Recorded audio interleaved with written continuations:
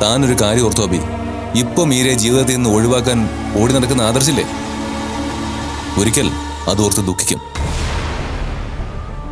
അന്ന് ചെയ്തതെല്ലാം തെറ്റായി പോയെന്ന് പറഞ്ഞ് മീരയുടെ മുമ്പിൽ പൊട്ടിക്കരയും.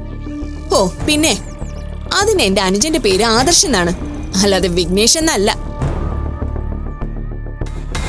ഈ വീട്ടിലെ ജോലിക്കാരി ആകാൻ പോലും അർഹതയില്ലാത്തവളെ ഓർത്ത് ആദർശ് കരയൂന്ന്. സത്യം പറഞ്ഞ കുശുമ്പ് നിങ്ങൾക്കല്ലേ? അതുകൊണ്ടല്ലേ അവന്റെ ജീവിതം നശിക്കാൻ നിങ്ങൾ ആഗ്രഹിക്കുന്നത്? താൻ പറയുന്നത് കേട്ടിട്ട് എനിക്ക് യാതൊരു ദേഷ്യം തോന്നുന്നില്ല. അതിന്റെ കാരണം എന്താണെന്നറിയോ? തനിക്ക് വിവരമില്ല. തലയ്ക്ക് സുഖമില്ലാത്ത ഒരാള് ബോധമില്ലാതെ എന്തെങ്കിലും പറയുന്നതിനെ പ്രതികരിക്കാൻ നിൽക്കണ്ടല്ലോ. എന്താ നിങ്ങൾ പറഞ്ഞത്? എനിക്ക് ഭ്രാന്താന്നല്ലേ?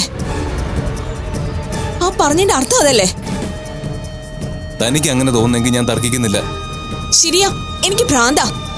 അതുകൊണ്ടാണല്ലോ നിങ്ങളെപ്പോലെ ഒരു നന്ദി ഇല്ലാത്തവനെ ഇപ്പോഴും എന്റെ കൂടെ നിർത്തിയിരിക്കുന്നത്. എന്റെ സ്ഥാനത്ത് വേറെ ആരെങ്കിലും ആയിരുന്നെങ്കിലേ പണ്ടേക്ക് പണ്ട് നിങ്ങളെ ഡിവോഴ്സ് ചെയ്തേനെ. എന്തിനാ മടിക്കുന്നത്? ചെയ്യാൻ പാടില്ലായിരുന്നോ? അതാണല്ലോ നിങ്ങൾ ആങ്ങളെയും പെങ്ങളുടെയും ശീലം.